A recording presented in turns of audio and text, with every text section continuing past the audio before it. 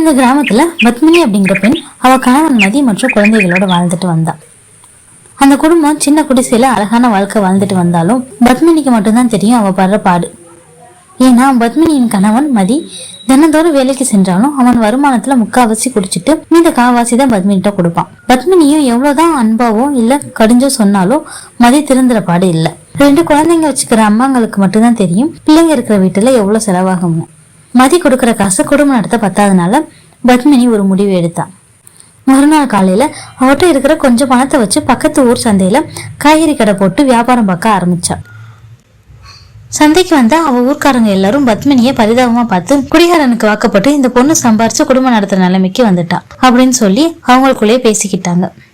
ஆனா பத்மினி அதை பத்தி எல்லாம் கவலைப்படாம ஒரு தைரியமான பொண்ணா காய்கறி கடை வியாபாரத்தை நடத்திட்டு வந்தா. இப்படியே நாட்களும் போச்சு. அந்த ஊர்ல சரவணன் அப்படிங்கிற வாத்தியார் அவர் குடும்பத்தோட வாழ்ந்துட்டு வந்தார். அவரும் அவர் மனைவியும் பத்மினி படுற கஷ்டத்தை சொல்லி புலம்பாத நாளே இல்ல. ஒரு நாள் வாத்தியார் பள்ளிக்கு புறப்பட்டு போகும்போது எதிரில பத்மினி கணவன் மதி பகல்லே ஃபுல்லா குடிச்சிட்டு நடந்து வந்தான்.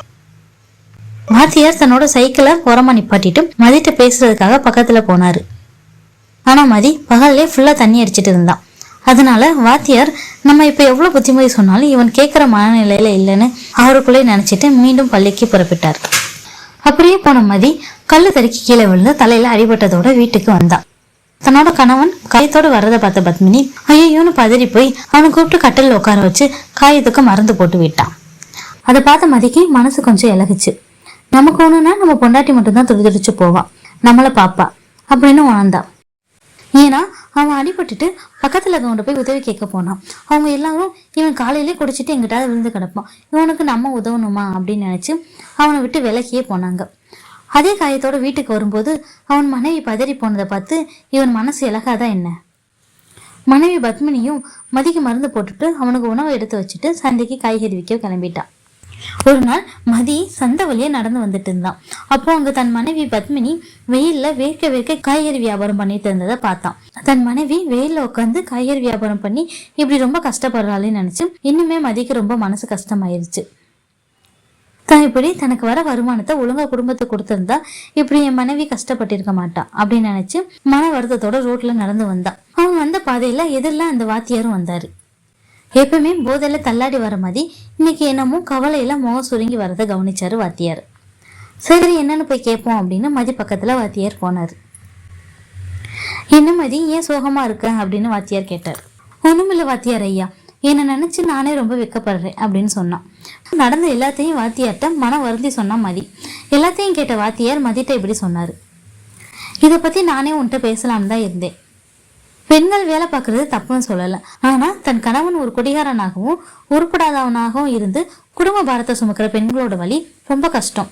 அவளுக்கு நீ உதவலனாலும் பரவாயில்ல, ஆனா மேலும் மேலும் குடிச்சு அவளுக்கு தொந்தரவு செய்யாம இரு அப்படின்னு வாத்தியார் மதிக்கு புத்திமதி சொன்னாரு. வாத்தியார் சொன்னதை கேட்ட மதிக்கு இன்னும் அதிகமாகவே குற்ற உணர்ச்சி ஆயிடுச்சு. நேரா வீட்டுக்கு போய் தன்னோட மனைவிட்ட மனசார மன்னிப்பு கேட்டா மதி. அது மட்டும் இல்லாம தானும் இனிமே உன் கூட வியாபாரத்துக்கு வரேனும் உன்னோட கஷ்டத்தை நானும் பகிர்ந்துக்கிறேன்னு சொன்னதோட மட்டும் இல்லாம மறுநாள் காலையில தன் மனைவி கூடயே வியாபாரத்துக்கு கிளம்பிட்டா மதி. சந்தையில கணவன் மனைவி 2 பேருமே வியாபாரம் பண்ணிட்டு இருந்தாங்க. இதை பார்த்த வாத்தியாருக்கு ரொம்ப சந்தோஷமாயிருச்சு. அது மட்டும் இல்லாம அவங்களுக்கு ஒரு சின்னதா கடை மாதிரி செட்டப் பண்ணி கொடுத்தாரு வாத்தியார். தரையில வியாபாரம் பண்ணிட்டு இப்போ சின்னதா கடையில வியாபாரம் பண்றதுனால பத்மினியும் மதியும் ரொம்ப சந்தோஷப்பட்டாங்க. இப்போ வெறும் காய்கறி மட்டும் இல்லாம மளிகை சாமான்களும் சேர்த்து விற்க ஆரம்பிச்சுட்டாங்க. பத்மினி கடையில பொருள் தரமா இருந்ததால மக்கள் எல்லாரும் அவங்க கடையிலேயே ஜாமான் வாங்க ஆரம்பிச்சுட்டாங்க. கணவன் மதியம் இப்ப குடிக்காதனால அவங்களுக்கு தேவையில்லாத செலவு இல்லாம ஒரு நல்ல லாபமும் கிடைச்சிச்சு. இப்படியே நாட்களும் போச்சு. பத்மினியோட கடை ஊர்ல இருக்க எல்லாருக்கும் தெரியற மாதிரி ஃபேமஸ் ஆயிடுச்சு. சின்னதா இருந்த கடை இப்போ ஒரு பெரிய மளிகை கடையா மாறிடுச்சு. சுத்தி இருக்கிற எல்லா ஊர் மக்களும் பத்மினி கடையில தான் மளிகை சாமான் வாங்குவாங்க. அது மட்டும் இல்லாம கல்யாண ஆர்டர், வீட்டுல நடக்கிற விசேஷம்னு எல்லாத்துக்கும் தேவையான மளிகை சாமான் எல்லாம் பத்மினி கடையில தான் வந்து வாங்குவாங்க. கடைசியா பத்மினியோட அயராத உழைப்பும் கணவன் மதியோட மனமாற்றம்னாலதான் இப்ப இவங்க ஊருக்குள்ள ஒரு கௌரவமான வாழ்க்கை வாழ்ந்துட்டு வராங்க. கணவன் பார்த்த மனைவியும் மனைவி பார்த்த கணவனும் சுமந்தா அம்மா எப்படிங்க நல்லா இல்லாம இருக்கும். தேங்க்ஸ் ஃபார் வாட்சிங்.